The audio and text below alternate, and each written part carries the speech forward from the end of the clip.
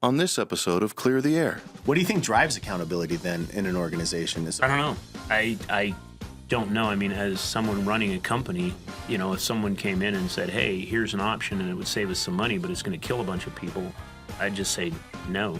I think there's also another component in there that holds companies a little bit more accountable, and that is that if our product is junk and it's not fulfilling the promise, then ultimately people won't buy it and will go away. And I think it's fascinating that there is almost this approach in the government where the results are inconsequential. I think it's imperative that our Congress, that they come up with some way to hold government employees at least somewhat responsible for the horrendous decisions that they make, because if they don't, then... Welcome to Clear the Air podcast. I'm Nathan Jones, and I'm here today with Shad Slaughter.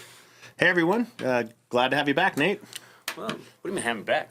You were gone for a couple episodes. Oh yeah, I was rafting down the Colorado River with my children. But today we're going to talk about accountability, and there's been a lot of stuff in the news lately about Boeing. They were in the news a couple weeks ago, and them accepting a criminal deal for something. I mean, it's just crazy. And I read through it and I said, this is crazy.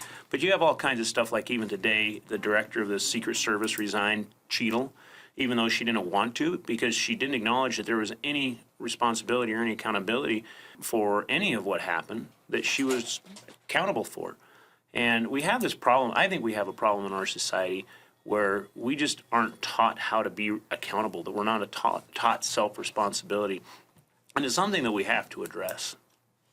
Yeah, it's interesting with the stuff that was happening over actually the last few years with Boeing, with the MAX planes going down, and now with some of the doors, I guess, coming off of the airplane. And you being a pilot, I was curious, how that affects your view of it. I know as a passenger, I have a limited understanding of what flight is like, but as a pilot, is there any kind of insight into that makes it more interesting? I don't sit by the door. You get to look forward. Again, that goes back to accountability, and I've paid attention to that. And I mean, really, what it is just everybody passing the buck. You read some of these things, and I have a couple of weeks ago I read in a bunch of this stuff about it. And really what it is it's just Boeing's management style has been one where nobody's accountable. And so, I mean, they had, when their 737 MAX was crashing, they just weren't accountable. Nobody was ever accountable for the flaws in the design and the software that it took to fly the airplane. And I mean, my personal opinion is you should never get into an airplane that is 100% reliable on software to fly it. I understand, these big airplanes and even the little airplanes, once you get up, literally, I'm not kidding, 20 feet off the ground, 30 feet off the ground, you flip the autopilot and it's all programmed in and the plane follows it. But you shouldn't have one where if the computer crashes, that you can't go down and land it. And there's a lot of systems out there that happens. And with the 737 MAX, if I remember right, that was what the problem was there was a software glitch that the pilots would be thinking, they'd be pulling back and they'd be fighting against the system trying to do it. And it's simply because there was a software glitch. Well, they pushed the engines forward on the airplane, which changed its center of balance, but then they didn't update the software and give training. Actually, I should clarify that. It's not the center of balance. It's the center of gravity. The center of gravity. And then, but they didn't, they just passed it along as though it was still a 737. And from my understanding, they didn't do software upgrades and they didn't do training for the pilots. And so what was happening is that difference in the way the plane was flying was being read by the software differently than what the pilots were experiencing. And they were fighting against that software. Correct. So... And that's just somebody somewhere had to have made the decision to do that. And I think big companies, they tend to have issues like that. I mean, I'm not a huge fan of huge companies because I do think that a lot of accountability gets lost in that. What do you think drives accountability then in an organization? Let me rephrase that. What do you think keeps people from being accountable? What are the pressures that maybe Boeing was facing that caused them to do, what I guess are shortcuts or not even following their own SOPs? I don't know. I don't know. I mean, as someone running a company, if someone came in and said, hey, here's an option and it would save us some money, but it's going to kill a bunch of people, I'd just say no. Yeah. I mean, to me, that's kind of a no-brainer. You can go back and look at, I believe it was Vioxx, when they put Vioxx on the market, Merck, I think it was Merck, but they actually, they have documents now showing that they made a conscious decision, said, hey, you know what, we're gonna put this drug out there. We know there's gonna be a bunch of people that are gonna die from it, but we're gonna make enough money that we can pay, whatever the cost is to defend that.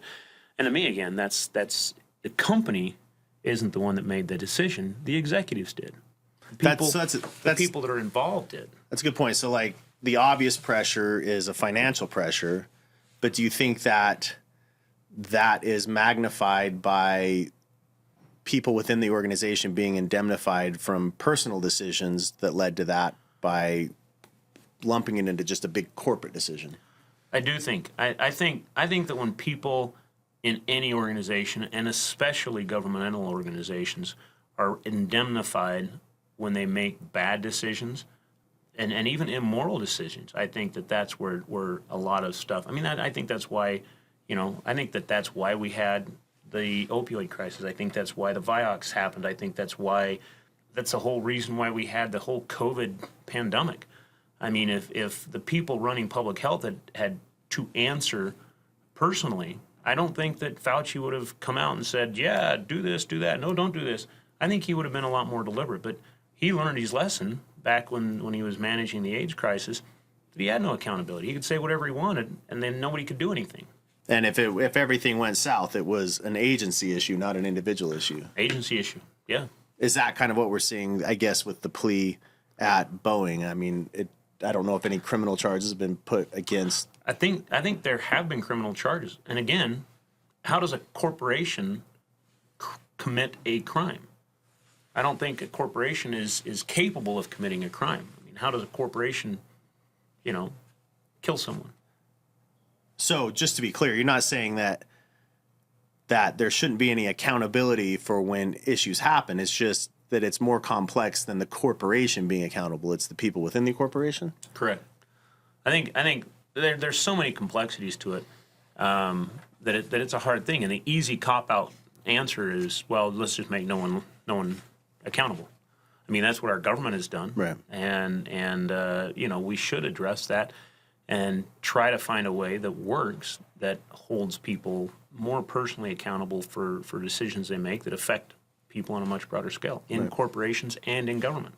I know that you've been really close to the government's response on COVID, both from, a business owner and, potentially having a therapy that could help, and then also now being, a lawsuit from a government agency.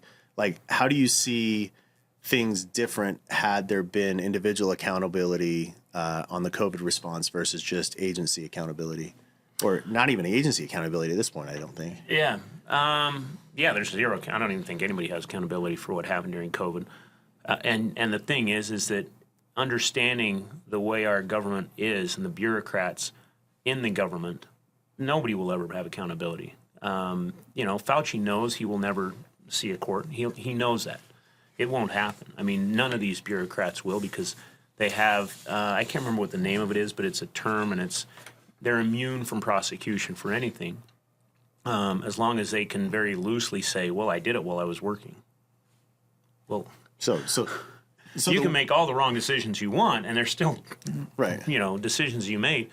But there's no accountability, and so they don't even care to make the right decisions. Like, the very worst that could happen is an uncomfortable sit down with a congressional hearing and potentially have calls for resignation, but doesn't seem like much after that.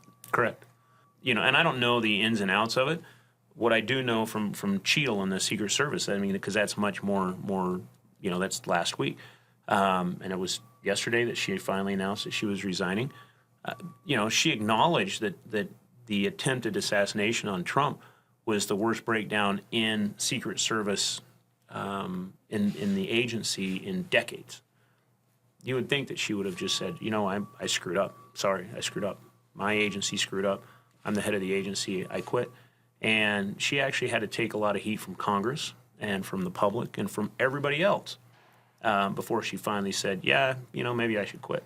Do you think, which is interesting because I think that, it's really easy to quickly go after someone and say you screwed up, you should lose your job and you should, you aren't capable of it. Do you think that we're missing a piece of the accountability there where the correct action is I screwed up and I need to be here to help fix it, whether that's in the current position or whether there's some oversight, but I can't just, I'm resigning, wash my hands of it and go off. I've got to participate in the solution. As long as they acknowledge that that's the case, then yeah. But the problem is that, if you listen to what she was saying, she doesn't accept any accountability for it.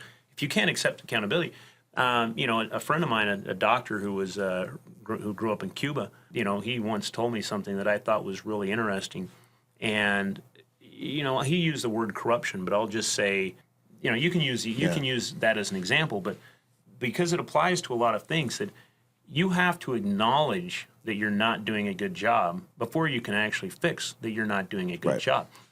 Okay, and we in the United States, we don't acknowledge that much that our government is that corrupt. Because, we don't want to acknowledge it as corrupt. But if we don't acknowledge that there's corruption, can't fix it. We can't address it and fix it. And he pointed out to me when we were having this discussion, this is 7 or 8, 9 years ago, that every human organization, every organization set up by man, every single one of them has corruption in it. The question is whether or not we are willing to admit the corruption, and whether, and in order to improve that organization, we do have to admit there is corruption. How much do you think, kind of going back to that, like sticking around to fix it or admitting that you failed at something, do you think that that's getting increasingly difficult for someone to do, given the speed of the court of public opinion, right? With like headline news and social media, and someone comes out and says, hey, we did an audit of our organization and we're failing in these areas. And this is what we're going to do to fix it. It seems like the headline would be CEO admits that their company is failing and shareholders demand their exit. So you can't even acknowledge that you're not doing something right in order to fix it at this point. It's a fine line. That's, that's one of the trickiness and why, these people are in the positions they are, because they've got to learn how to do that. Right. I'm not saying it's impossible. I'm not saying it's easy. Sure. And I'm sure there's lots of good examples of organizations that are led by executives that feel that way, that take personal responsibility, whether there's, legal accountability actually assigned to it, but just as a way of doing their job. Yeah. And I think that more companies need to have that personal accountability tied to what they're doing. It'd be interesting to know. I'm not sure. There's a new executive at new CEO at Boeing, and she candidly came out yesterday or 2 days ago and said, "Hey, it's probably going to take a decade to kind of fix some of the issues within the organization." I'm guessing that the exiting CEO had a pretty decent exit package as he left. That to me is a crime. That is a horrible. Why so? How so? Because I don't know what the exiting package was, but you have an exiting CEO that's probably going to make, let's say tens of millions, if not more, in their golden parachute as they exit. And the person that's overseeing the organization or the organization where the people that committed the crime were, is getting probably a bigger payout than any of the people that were killed. And to me, that's a horrible thing. I mean, if someone's leaving a company because it was committing crimes, there were people in there that were committing crimes and the organization was allowing it, those people shouldn't be getting these big golden parachutes. And compounded by the fact that you had people within the organization that were trying to do the right thing, and, whistleblowers, and 2 of those whistleblowers ended up, losing their lives. And, I think that the probably the most generous reading of that is that the pressure of what they were going through, led to their early demise. There are less generous ways of reading that. Do you think they were suicided or committed suicide. I don't have enough information to say either way, but I think that regardless if it was self-inflicted or if it was imposed, it was pressure from the organization that shouldn't have been on people that were trying to do the right thing. I agree with. I mean, the people inside the organization, inside the Boeing organization, I think there is some fault on them for those two, whether they were directly ordered to be suicided or the pressure that came from them that drove them to commit suicide. Either way, I think that Boeing should have both of those whistleblowers were trying to help Boeing get back on the right track, and the organization of Boeing was putting pressure on them not to.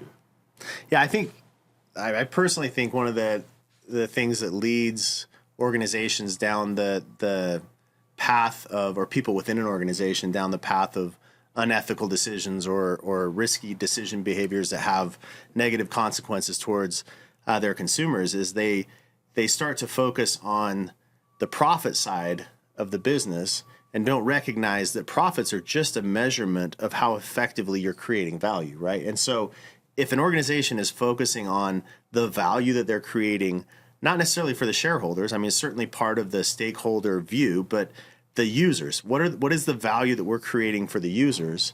And you measure how much value you're creating by the users by your profitability, right? Because the user ultimately depends how valuable your product is in the marketplace.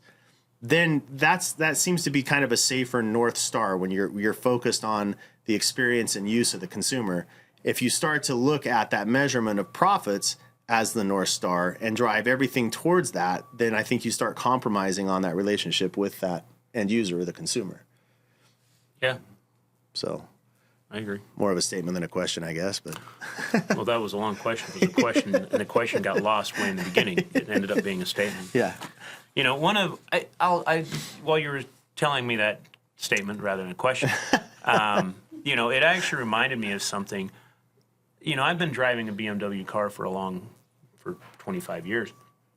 And the second one I bought, they had a program called the European Delivery, and I went over to Germany to Munich, and, you tour the factory, and it was an amazing experience. They quit it during COVID, and BMW, bring it back. Please bring it back. They haven't brought it back yet, so I'm not buying any more until they do. But I think you can get a Volvo that way. Yeah, Mercedes had it, Volvo, a lot of them had it.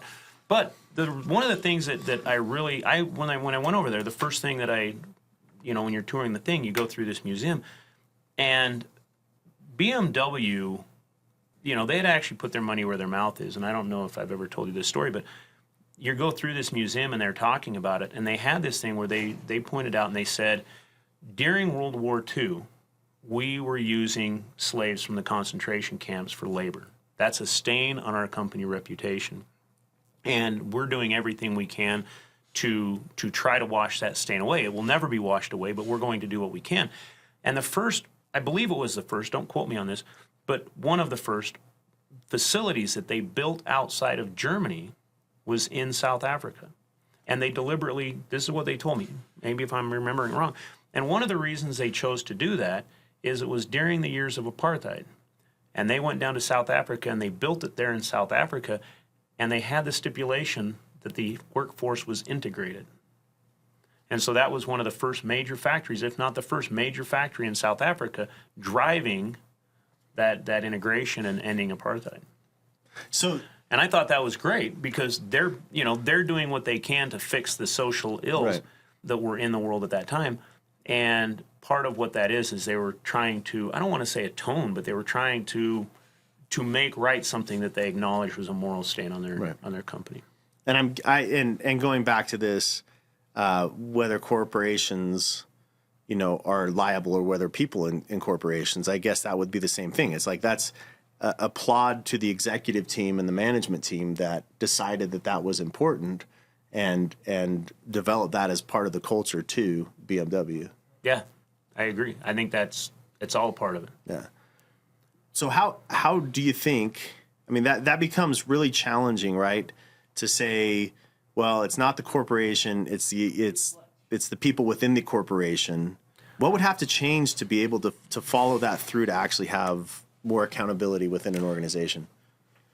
I don't know. That's a huge thing. I think it comes from the top leadership. And so we have to be accountable ourselves.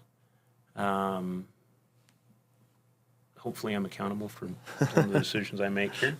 I think I am. I don't know that I'm throwing anybody else under the bus for bad decisions. I think I've made many decisions where things cost more, but it made a better product. And if we have something, I don't know that we've ever sold something that hurt anybody, because by the time, so I don't know how to answer that question. I can say that, having worked with you, that in our conversations, there always is that consideration of, are we keeping that commitment of making people's lives better and reducing overall healthcare costs by, preventative action versus, reactive action. So I think I've experienced it, and it's been nice working with you and understanding that, there is a responsibility for the executive team to be focusing on what is the value that's being created for the customer, and not just what is the financial return that we're seeing from our actions. Well, thank you. You're welcome. Thank you. Yeah, well, I think everybody does. I mean, so let me finish this. I think that the whole part and parcel of what we've been discussing is not an easy conversation to have. I don't know how. There's never going to be a definitive line of this is where it is, and this is this is a company and this is that, because you can't. It's there's many shades of gray in there. But I think that companies, and I think that this goes back to even parents. Parents should teach their kids how to be accountable and be responsible for their own actions.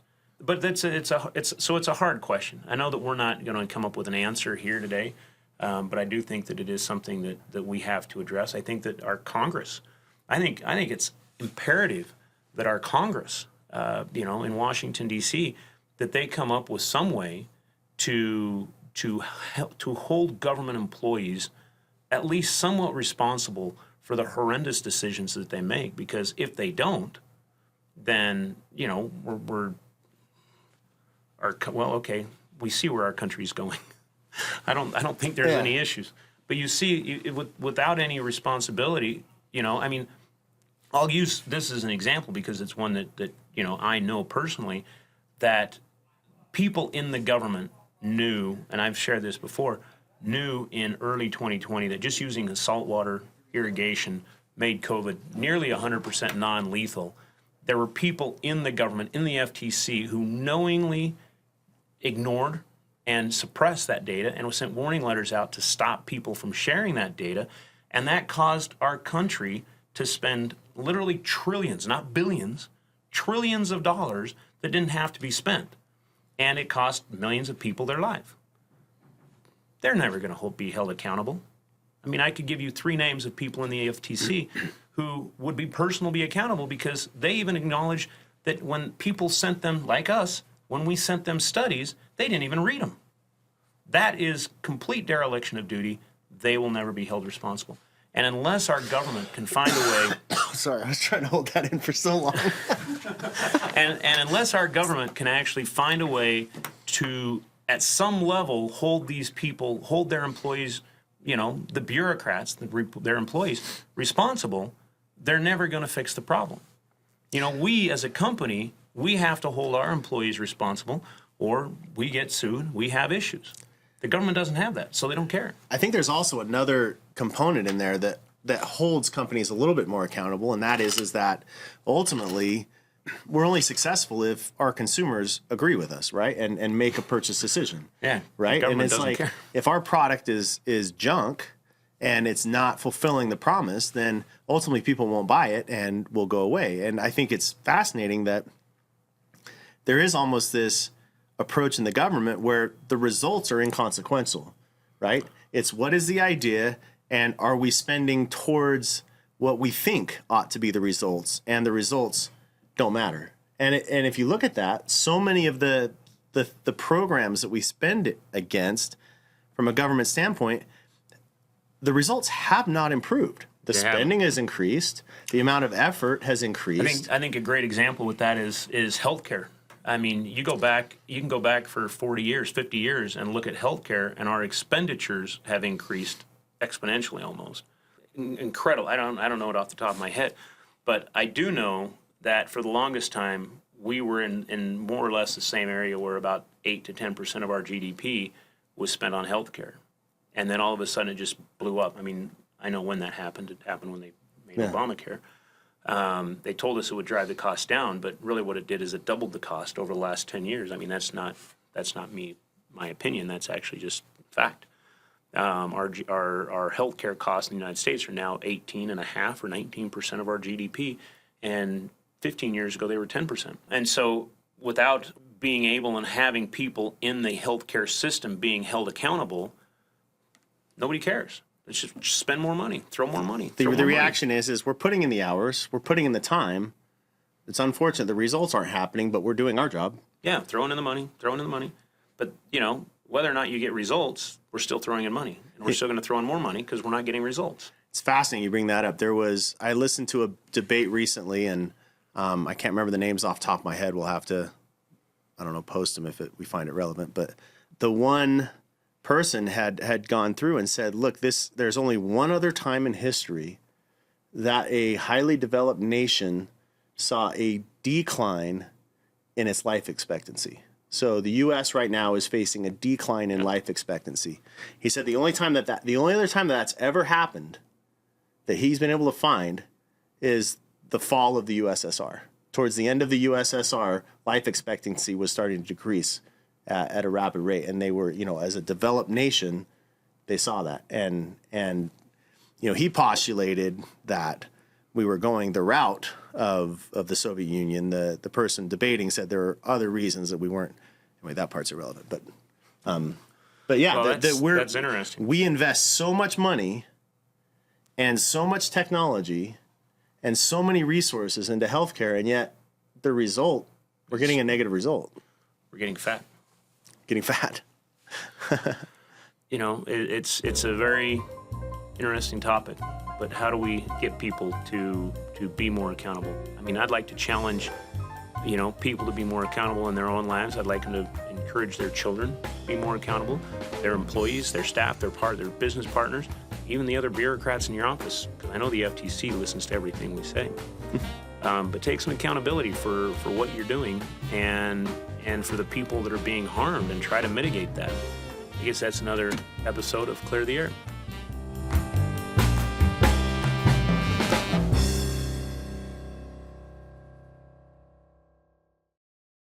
This episode was hosted by Nathan Jones, co-hosted by Shad Slaughter, produced by David Monk, associate producer Matthew Davis. Video and audio were edited by Caleb Scoresby, research by Saber Bills, graphics by Joseph Thornton, music by Augusto Diniz. If you enjoyed this episode of Clear the Air, be sure to follow, like, and subscribe so you don't miss out on the latest episode. Have a favorite episode? Share it with a friend or on social media. New episodes of Clear the Air are published weekly on YouTube, Spotify, Apple Podcasts, or wherever you listen to your podcasts. Thanks for listening. We'll catch you next time.